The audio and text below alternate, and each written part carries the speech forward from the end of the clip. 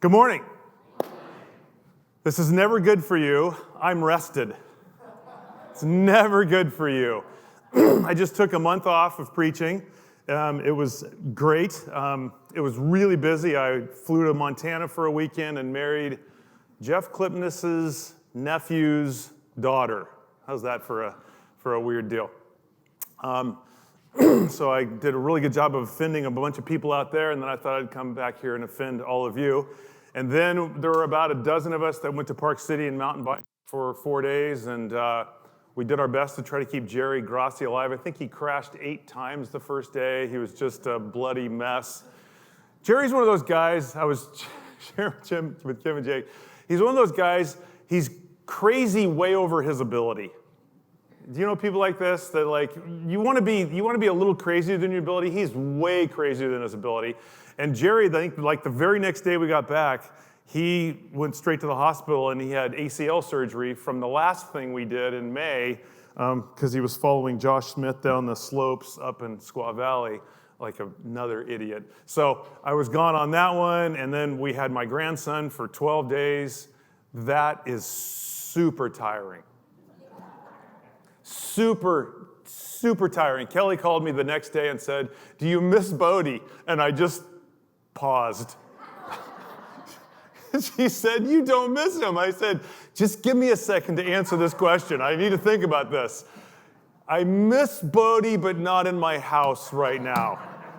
Lynn and I just kept walking around our house going, there's nothing to do. There's no one that's getting into trouble. There's nobody hanging on my pant leg. The house is not full of toys. And now there's fingerprints. You know what you want to do, too? You want to get all your windows clean right before a 16-month-old comes and stays with you. So there's just greasy, grimy gopher guts about 3 feet high all the way down. So that's been my last month. And then I just spent the last 24 hours in a bagpipe workshop in Santa Cruz. And Blaze back this afternoon. Oh yes, Matt. Oh yes, trying to get the abilities back up. So I'm glad to be back. I'll be preaching this whole month on a particularly weird series that God put on my heart. It seems strange to me that I'm teaching a series called "Coming Out of COVID," when we seem to be going right back in. You might notice like a lot of the people have masks. The leadership are all wearing masks. We're doing it simply out of respect for other people. We are not going to police people. Do what you want to do and do what you feel comfortable doing. We had to put mandatory, didn't have to. We put the mandatory signs up on the doors because the county has asked us to do that, and so we want to be as respectful as we can. So we will continue. I will call this coming out of COVID. We may be going into variant, but we're coming out of COVID. Amen? Now, Tom Aftal and Tammy and Tyler, who all have COVID across the street, might argue with me, and the Bradys, who have been in their bedroom for 10 straight days but are starting to turn the corner, and Sophia Grassi, and I know lots of people are kind of not having a great time right now. So at least understand the spirit of which I am preaching this series on. And this morning will be somewhat of an introduction, if you will, coming out of COVID or pace with a purpose. I've heard many people say to me over the last, say, 12 months that even though this last year has been very difficult, they wouldn't want to go back to their former life. How many of you would say that is true of you? Jonathan? Yeah, there's quite a few of you. And I've shared with you several times that I share the exact same sentiment. If we learn nothing from this last year plus, particularly I think when it comes to pace, we have really missed the boat. I remember talking to Jeremy Mann, speaking of like living over your skis. He's got these 4 kids and they're split in age, and you got to see them all last week. Thank you, by the way. Jeremy was not supposed to preach. Was it last week or 2 weeks ago now? Last week. But Tim got COVID, so Jeremy basically wrote a sermon in about 2 or 3 days and preached for us on Sunday, and I really, really appreciate it. I didn't even know he was preaching until like Thursday. It's excellent to be left out. But I remember asking Jeremy, like, so what's this been like for you? It was like, I don't know, maybe 3 or 4 months into COVID. He goes, oh, we're having the best time ever. I go, okay, tell me about that. Because Lynn and I were just coming out of almost killing each other. And my family members were almost killing each other over this thing. And I said, tell me about it. He goes, oh, it's great. Normally he's coaching 4 soccer teams at the same time. And you ask, how does he do that? Here's how he does that. He lines up the practices one after the other. So he just stands on the same field, and the next kid comes with the next team. And it was just masterful. And he did it Monday, Wednesday, Tuesday, Thursday, I think. So it's just ridiculous. So all that slowed down. He bought an RV and kept it for a year before he sold it. They just had family time. It was beautiful. And I think a lot of us get that. It changed the pace of life. And we should all have grasped that, I hope, at some level. And I've shared with you many times my own journey. There are some traits within me that are actually positive. Nobody has to teach me discipline. I'm extremely disciplined. I'm hyper-disciplined, and I'm unbelievably driven. That's the good side. The negative side, as I've shared with you, is I have been in a hurry since the day after I was born.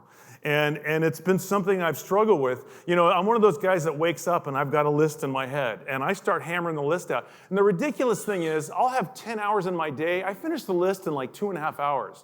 Why I rush through that list, it's beyond me, but that's just part of my own drivenness. In the last 10, 15 years, God has been driving this out of me. Particularly when I turned 50, it really changed. But now that I'm heading towards 60, and with the help of God through this pandemic, it was so significant how God shaped the pace in my life. Pace is so important in life. And there's two sides, I think, of the coin here with pace. First of all, for some of you, you need to simply pace up. And I don't mean to categorize, but in particular, people in a younger generation, I've seen this a lot with like the millennial generation, need to learn to pace your life up. And again, I just shared in my honesty, this is not a problem I face, but I recognize for many that there's kind of a melee. There's a sleepiness, or people call it a lack of motivation, or a general laying down that people struggle with, not working out consistently, right? Not following a strict budget, not doing the kind of dietary disciplines that people want, or not having devotional disciplines, all kinds of things. And I work with younger dudes all the time, and there's something that we work with a lot. When any younger guy that I meet with, we work a lot on movement and balance. And in fact, that's the first thing we talk about, and the middle thing we talk about, and the last thing we talk about. I remember Chuck Swindoll, he was asked one time what the most important thing in his life would be, and he said balance, which I thought was a fascinating answer. And I've shared with you this illustration. I won't take time on it, because any young guy in here that I do meet with or have met with will go, please don't share this with me again.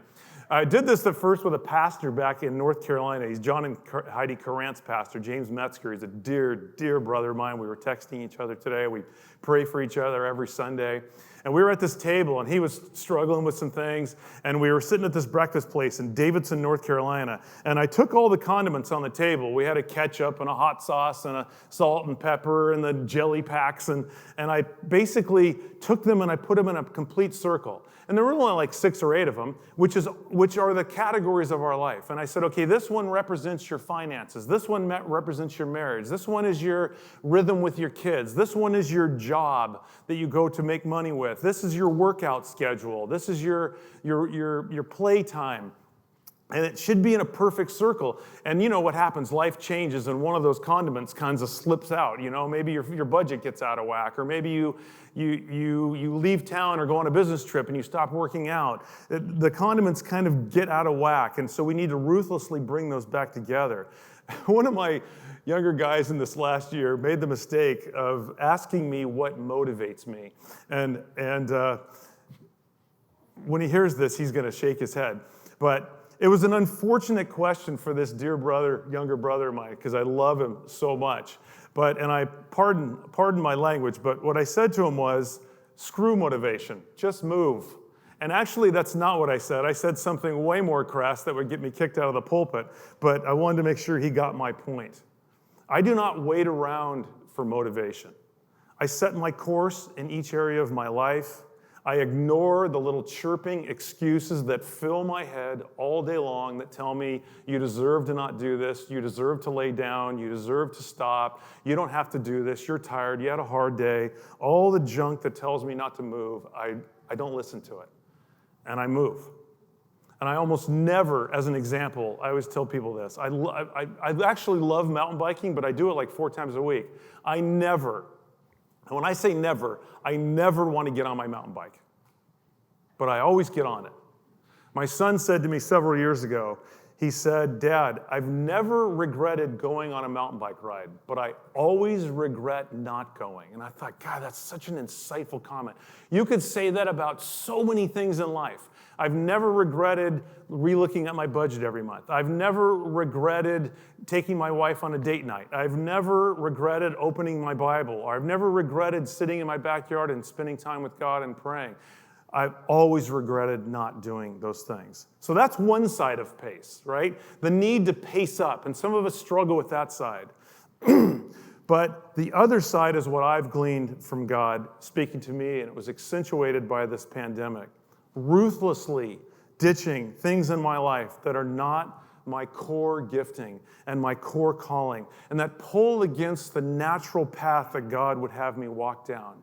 I love this word pace. And I looked up the definition of pace. It means a consistent and continuous speed of movement. They're not the same words, right? A consistent and continuous speed of movement. And even though this verse has some slightly different nuances to it and weightedness to it, I think there's something that speaks to us in this, and it's this famous verse in Hebrews 12:1. Therefore, since we are surrounded by so great a cloud of witnesses, let us also lay aside every weight and sin which clings so closely, and let us run with endurance the race that is set before us. A very familiar set of verses. 2 things I glean from this, very obviously in regards to pace. First of all, shed what hinders you.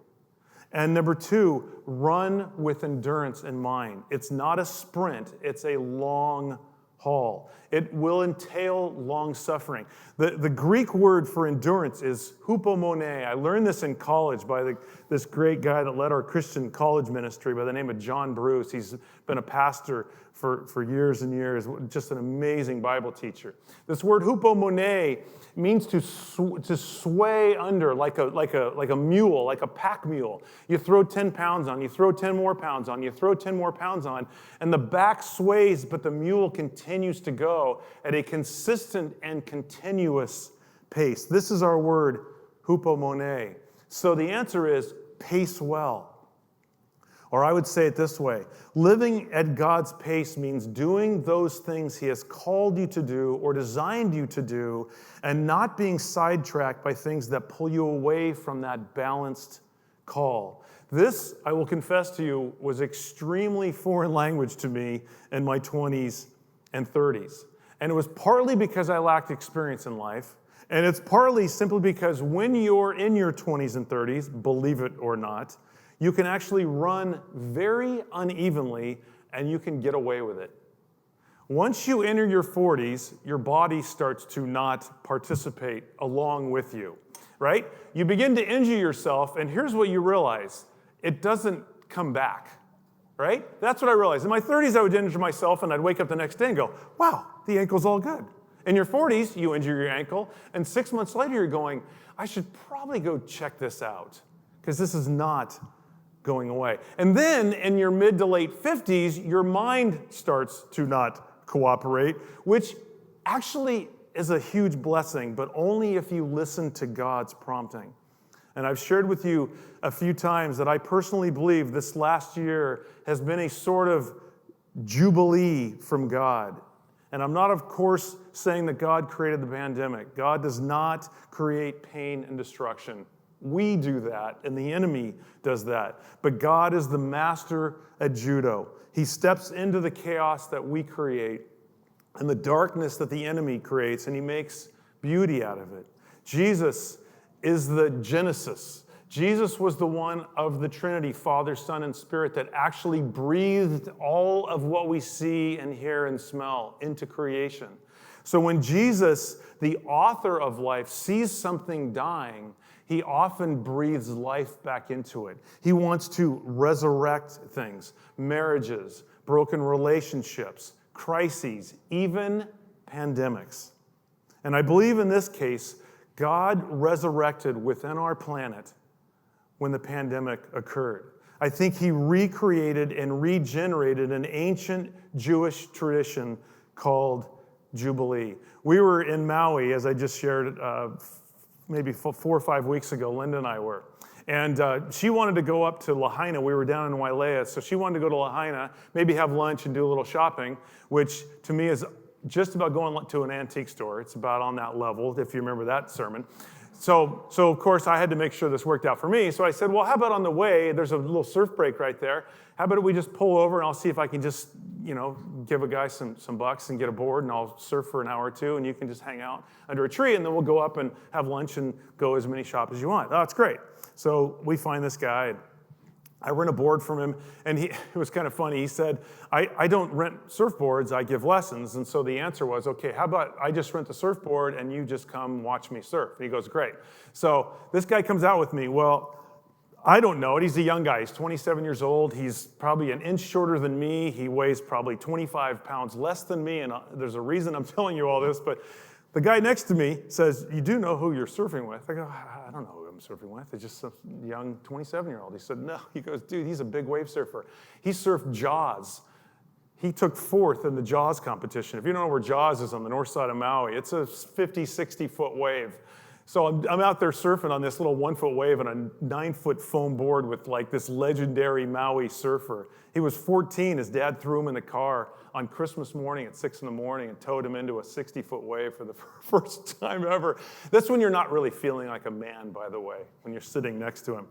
And I was talking to him about the pandemic. I said, okay, you were born and raised here, Tyler. Tell me about the island. And he said, I've never seen anything like it my whole life. What do you mean? He said, the ocean has never been like this. I said, what do you mean? He said, I saw fish I've never seen before. And I mean the size, the shape, the proximity to the coastline. He said there were no people in the water. There's no sunblock in the water, right? There's no splashing in the water. And he said within weeks, it's just life returned. Now we go to Maui and we think, wow, look at the snorkeling. And he's like, you've never seen snorkeling in Maui because you weren't here during the pandemic. This is what I think God was doing. So for the remainder of our morning, I want to talk about this concept, this year of Jubilee that I think we've been in. And by the way, I've never heard a single person call what we just went through a Jubilee. So I feel like I'm hanging out over my skis a little bit. I don't like to try to invent concepts. But what I want to share with you, I'll take liberties because I know it's biblical, so I feel safe to do it. And I want to simply answer 2 questions in the time that we have remaining in regards to this topic of pace. And this morning will serve as really a launching board for the next 3 weeks. But I want to answer 2 quick questions. First of all, what was Jubilee in the Old Testament? And why would I use that as a basis for what the pandemic, I think, has been? And then second of all, what is the purpose of rest and pace? So let's just start with the first question. What was Jubilee in the Old Testament? The idea of Jubilee comes from the Levitical book of Leviticus. You remember, it's one of the first 5 books of the Old Testament, the Torah, Genesis, Exodus, Leviticus, Numbers, and Deuteronomy. If you remember from our first Peter study, there's something very unique about the book of Leviticus. Leviticus is not like the other 4 books in the Torah. It is not about holy people. And I hope you remember this from that study. Leviticus, for example, is not where you would find the 10 Commandments for us as holy people to live. Leviticus is rather speaking of holy things. It's speaking of holy objects. It's about possessions, holy possessions, things literally like utensils and cups and bowls and candlesticks, things that were used in the temple. That there were objects that were consecrated, set aside, so they were holy objects for only God's purposes. Does anybody remember this in the 1 Peter study? I hope so, otherwise I'll be really sad. And indirectly, this is actually about us. We are referred to as God's holy possessions, set aside for only God's purposes. Again, that is why pace in life is so important. Living at God's pace means doing those things He has called you to do or designed you to do, and not being sidetracked by things that pull you away from that balanced call. So, what was Jubilee supposed to be, and how does it fit in to your and my callings? Rest and pace. And then in that order, rest builds towards pace, and they're designed by God. And to understand Jubilee, you kind of have to realize it's really the pinnacle of a set of 3 building blocks that God designed, and I would say Jesus designed for His creation to create rest for pace. The first one is very obvious. It's Sabbath. In Genesis chapter 1 and 2, the first 2 chapters of the Bible, God creates in 6 days. Really, the Hebrew word or translation is 6 spans of time. And then on the 7th day, or the 7th span of time, it says God rested. And we know how the story goes. In the 10 Commandments, we read that we are also, as human beings, called to Sabbath rest once a week. It's number 3 in the top 10 list of commandments. That's pretty high, right? And that builds towards the second building block, which is the Sabbath year. This you may not be as familiar with. Every 7 years, the Israelites were supposed to apply the idea of Sabbath, but on a much grander scale for an entire year. This comes out of Leviticus 25.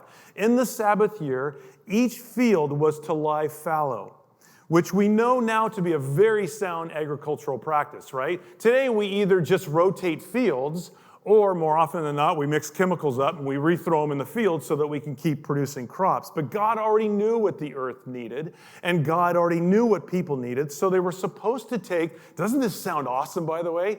The 7th year off every year. And do you remember the story in the Exodus story with the manna? Remember, every day when they exited Egypt, they go through the Red Sea, they go out into the wilderness, right? They're wandering around for the 40 years on what should have taken 11 days, by the way, because they were unfaithful. And God would sprinkle manna, and they would wake up in the morning, they would collect enough manna for the day, and they would make their bread. On the 6th day, God would double the amount of manna on the ground. They were to collect a double portion. They were to eat that one portion on the 6th day. Then the 7th day, they don't collect manna. They rested, right? That's what they did on the 7th day. So on the Sabbath year, the same thing was going to happen. God would give them a bumper crop. In the 6th year, they would collect twice as much produce as they ever had, and then they could take the 7th year off. You could see, this requires a ton of faith that God is going to deliver on this. But that's what the Sabbath year was. And Sabbath week and Sabbath year built up to the pinnacle, which is Jubilee. Let me read you just a little excerpt out of Leviticus 25:10. And you shall consecrate the 50th year and proclaim liberty throughout the land to all its inhabitants. It shall be a jubilee for you, when each of you shall return to his property, and each of you shall return to his clan. That 50th year shall be a jubilee for you. In it you shall neither sow nor reap what grows of itself, nor gather the grapes from the undressed vines. For it is a jubilee. It shall be holy to you. You may eat the produce of the field. In this year of jubilee, each of you shall return to his property. And if you make a sale to your neighbor, and he goes on and on and on about all these kind of requirements of what you're supposed to do. Jubilee was 7 weeks of 7 years.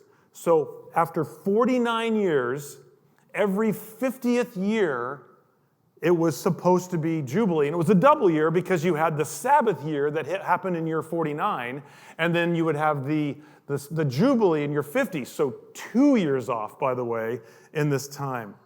The year of Jubilee, though, was much more powerful and much more well thought through than even the Sabbath or the Sabbath year.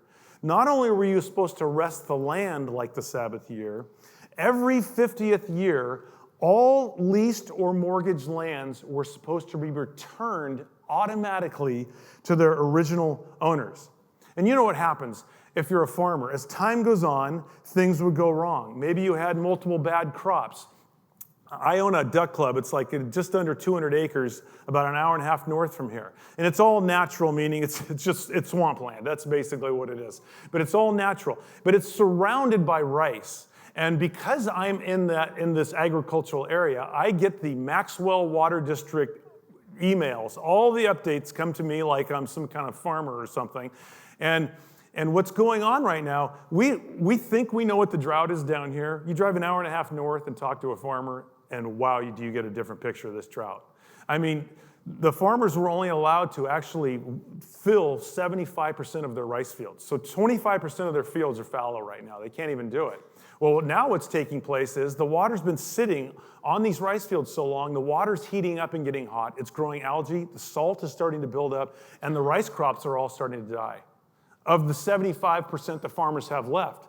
So the state just agreed to pump more water down into the rice farms to cool and refresh the water on the rice so that they can at least finish the crop. You can imagine, though, if you didn't have that and that crop dies, and then maybe this happens the next year and you think, okay, now we're really in trouble. Now we have to borrow money, right, because we didn't have a crop last year. This happens 2 or 3 times. You might have to say, leverage the whole land. You might have to say, I sell Tony my land, and now I'm going to share crop my land. I'm going to have to rent the very land that I used to own. What God would do is God would say every 50 years, all the land goes back.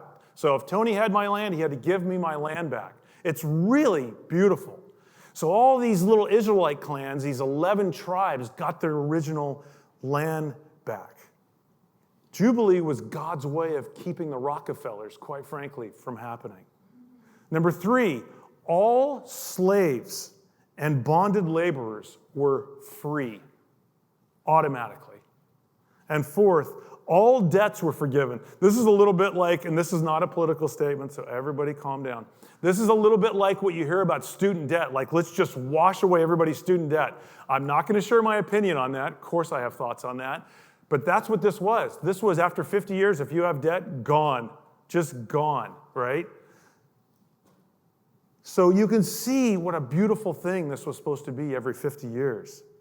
The earth got rested. People got rested. It prevented greed and empire building. It prevented generational slavery from ever setting in. And it provided some really cool economic guidelines and stability. It's super unfortunate that Israel is recorded as never having done this. In fact, some scholars believe that they didn't do it, and one of the many reasons God kicked Israel off their land for 7 years was God said, if you won't do it, I will sit you on your fanny. If you won't sit down and rest yourself in the land, then I will do it. And he moved them off the land for 70 Jubilees. But this leads us to the second question, I think, and the one that I really want to try to answer this morning, and the one that's actually going to propel us into the next 3 weeks that I want to try and spend time on. What is the purpose of rest and pace? Why Sabbath? Why a Sabbath year? Why Jubilee? Believe it or not, rest was never the real or intended goal from God. Rest is never an end in and of itself. Rest and pace are never the final thing. And that is really the only point I want you to get out from this morning. You're going to go, wow, I've heard such better sermons than that. If you grasp this, the next 3 weeks might make a difference. They are steps within a greater thing. We are never encouraged to lay down for good.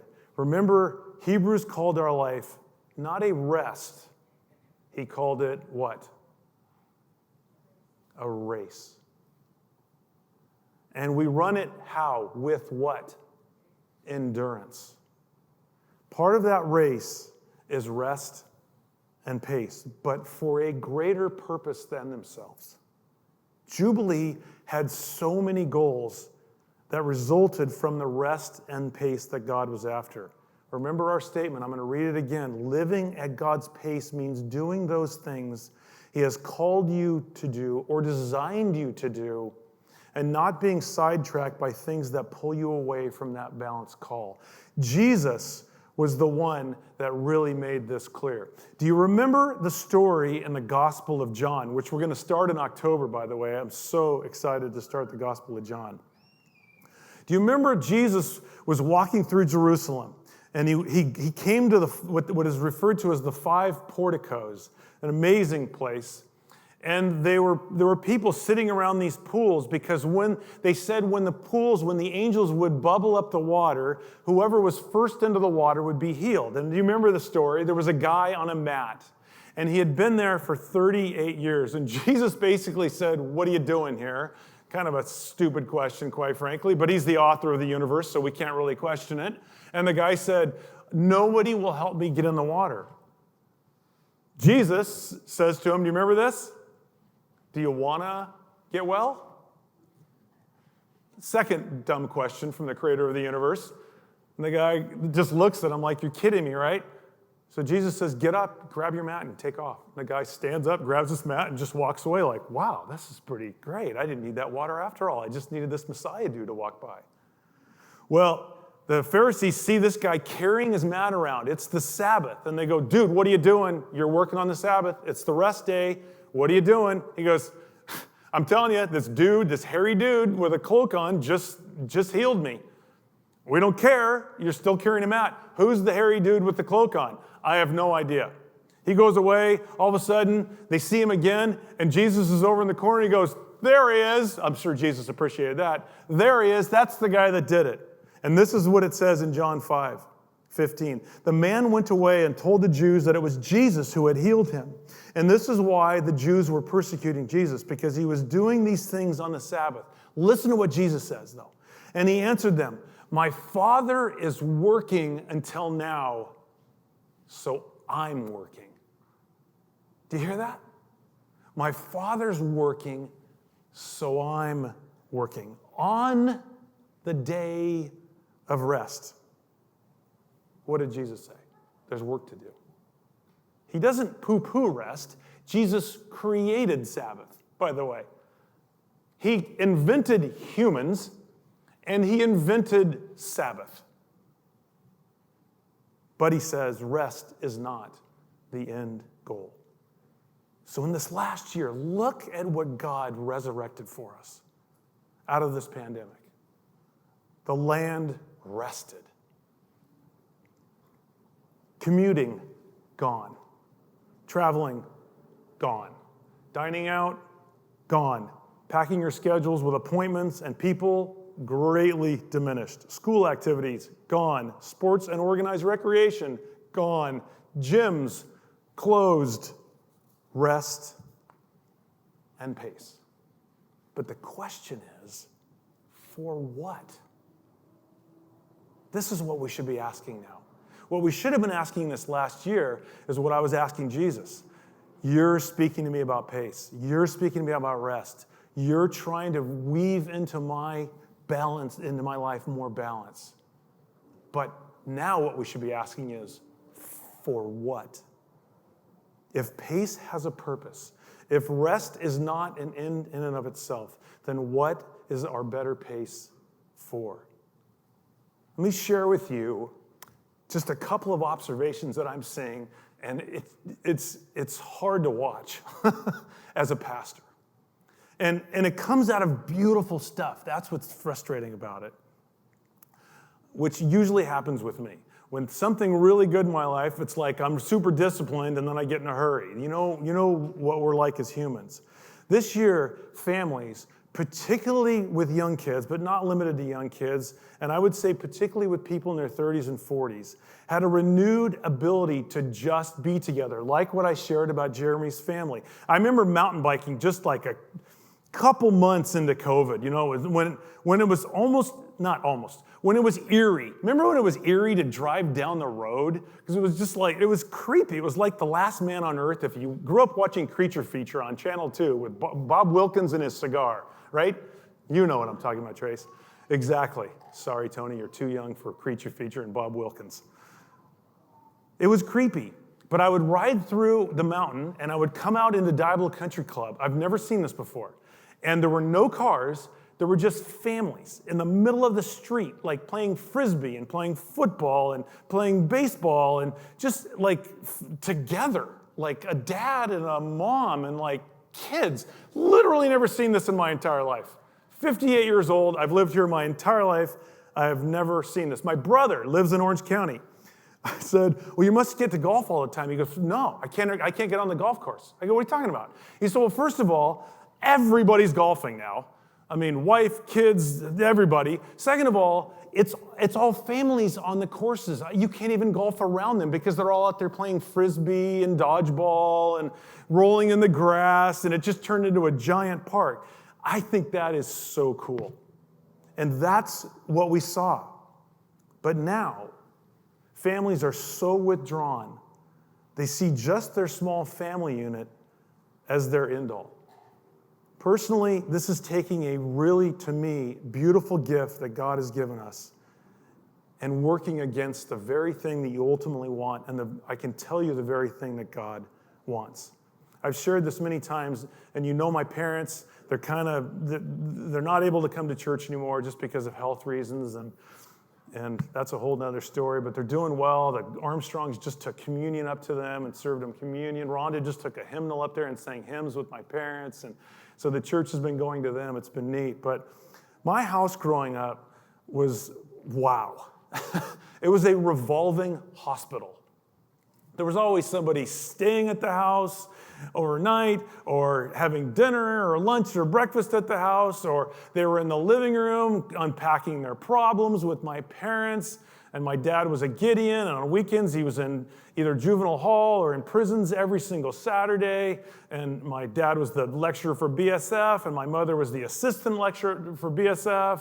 And my parents ran the entire Sunday school program. My dad led the music. It was so bad, I can't even tell you. And he would do this. So I don't know why he was doing this. My dad can't play an instrument. He can't sing a note. He'd be up there with 50 kids from the neighborhood at the Lutheran church, which is now the Sunrise assisted living place. That was a Lutheran church growing up, and that's where I went. Why do I share that? The reason that I serve so much, and I do, and I don't need to apologize for that. The only reason I do is because I honestly don't know any different. That's all I ever saw growing up. The other added benefit I had was I was never the center of the universe in my family. They came to all my games. They went to all my school functions. They never missed back to school night, you know. We had dinner every single night at 6 p.m. We had the same seats. You never sat outside your seat. You wore a shirt and shoes to the table, you know, the whole Leave It to Beaver shebang. But I was not the center of that. This may be a shocker statement. If many of you are honest, you may not even like this, but your immediate family was never meant to be your universe. I know that doesn't sit well. They were meant to be your priority, and they should be, but never your universe. Becoming a grandparent, what a shift in my life. We just had Bodhi for 12 days, like I shared. 16-month-old that you cannot turn your back on. I freaking love this kid. Somebody looks at that kid wrong, God help them. I will tear their limbs off. I dig my grandson. I would die for this kid. He is not all there is in my life. Amen? What did Jesus say? My Father is working until now, so I'm working. I also see people withdrawing. I see this a lot. I have people that'll say to me, excuse me, have you seen so-and-so? Have you seen so-and-so? Excuse me. I used to see him every week. I don't see him at all anymore. It's where pace and balance works against us. Does anybody have a glass of water? Excuse me. Sorry about that.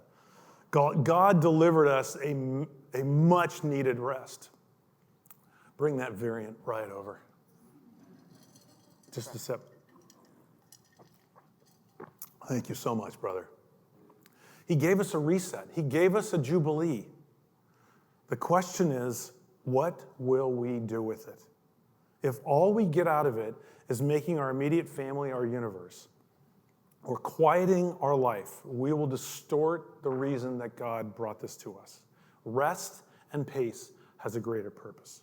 So the question we need to be asking over this next 3 weeks in particular is, what is it? I'm going to share 3. I think there are many, but I'm going to share 3. And I will warn you, they are very obvious. 1, maybe not so much, but they're very obvious. But I think a lot of the Bible is actually just reminding us what we already know, because the world works against our thinking. Over the next week, I want you to think of 2 questions. Susie, thank you so much. 2 questions, and I encourage you to write these down or try and remember and put them in your phone. Oh, that's good. The questions are this. Was my pace affected in the pandemic? And if it was, how? And was it positive? Did I have a positive shift over this last year of Jubilee? Second of all, what was the rest that I just received pointing to? Is it just a slower pace? Slower for what? Let's pray.